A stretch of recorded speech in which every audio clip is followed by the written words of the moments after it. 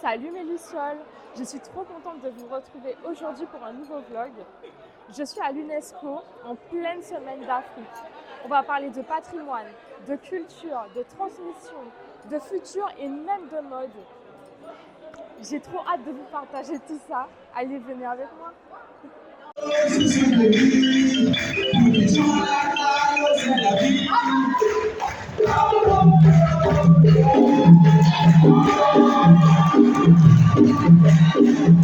Oui. Le peuple s'est posé la question de la déforestation.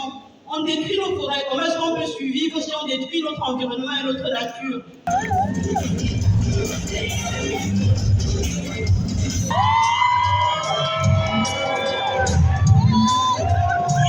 Merci beaucoup, monsieur l'ambassadeur. Et je remercie maman Colette de m'avoir permis d'être là avec vous ce soir.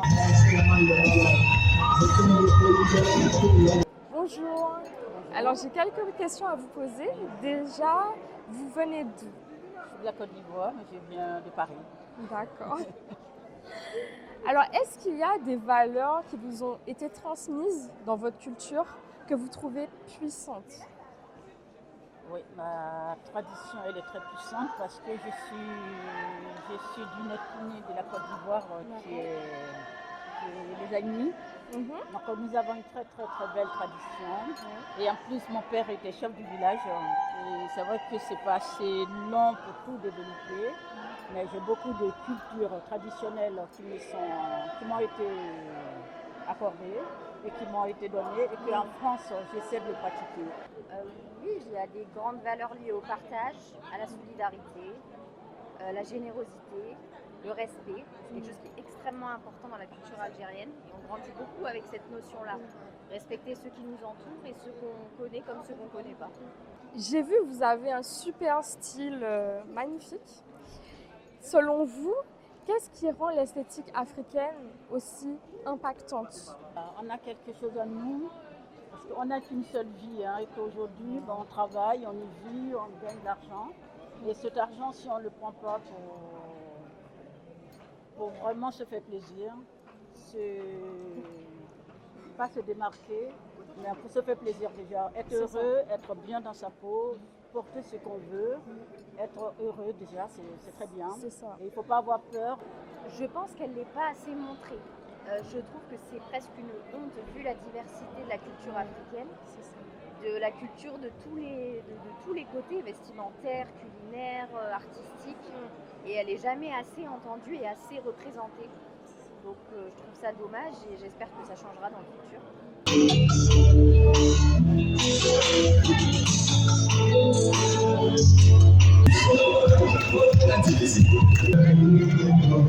Merci à la Je dirais le ballet. Parce que chez nous, au village, on balaye le sol avec du ballet traditionnel.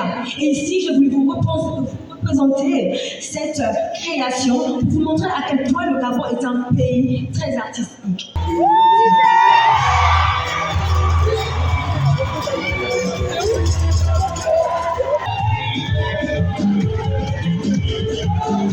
La modernité et la tradition se retrouvent. D'où vous voyez les créations de ma collègue.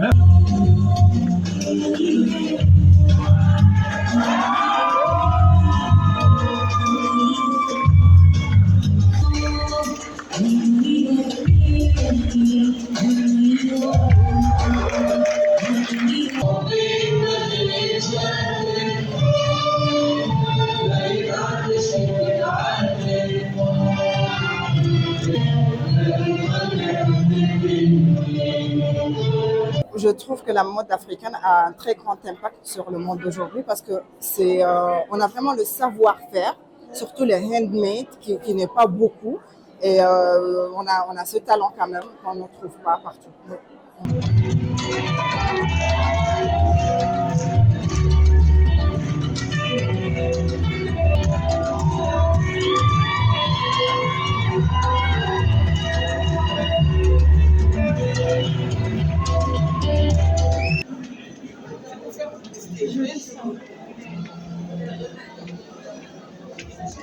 C'est une tenue traditionnelle. Mais alors tout ça, je sais pas. dans n'importe quelle africaine, dans n'importe quelle femme africaine, qui aujourd'hui, même si elle est dans les zones rurales, elle a la possibilité de créer. Et la femme aujourd'hui, elle peut créer avec tout, elle peut créer avec ses mains, elle peut créer avec ses pieds, elle peut créer avec sa bouche, elle peut créer avec son corps. C'est ça. On a tout ce que la nature nous offre. C'est ça. Donc voilà, donc on a été suivis, on a été copiés, ben, il ne faut pas se gêner de porter ce que nous avons. Voilà. Ben, il faut garder parce que les autres ont créé, ils nous copient, ils gagnent de l'argent. Que le tissu Congo commence à disparaître. Mais le tissu Congo, c'est quoi le tissu Congo? Il est composé de chanvre, de lin et de coton. Et c'est ce qui donne tout cet effet-là. Merci beaucoup. J'ai remarqué qu'en Algérie, vous êtes très compatriotes, vous êtes très à fond Algérie et tout. Comment ça se fait? Alors ça s'explique simplement par la douleur de la guerre.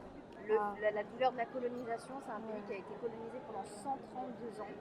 Et c'est un peuple qui a eu soif de liberté tellement qu'une fois qu'il s'est libéré, en fait, ça s'est transmis sur des générations et des générations et des générations. Et pour nous, ce drapeau, c'est aussi un emblème pour tous ces ancêtres qui se sont battus pour que cette terre soit libre et africaine dans son entièreté du nord au sud. Voilà, c'est pour ça que c'est important. 1, 2, 3, vive l'Algérie! Ah, j'adore! Vive l'Algérie! Merci à nos frères africains. Merci. Merci Vive l'Algérie! Merci beaucoup l'Algérie. Merci monsieur Fargo. Là-bas.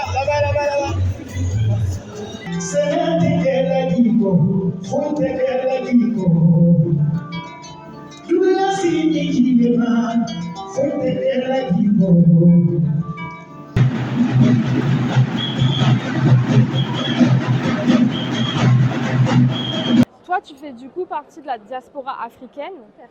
Est-ce qu'il y a une sorte de lien entre les diasporas africaines? Qu'est-ce que tu en penses? Bien sûr qu'il y a des liens. Il y a des liens même avec des peuples qui sont géographiquement très éloignés. Moi qui suis algérienne, je sais que les Algériens du Sud, les Algériens du désert, énormément de points en commun, par exemple avec les Mauritaniens, les Africains subsahariens.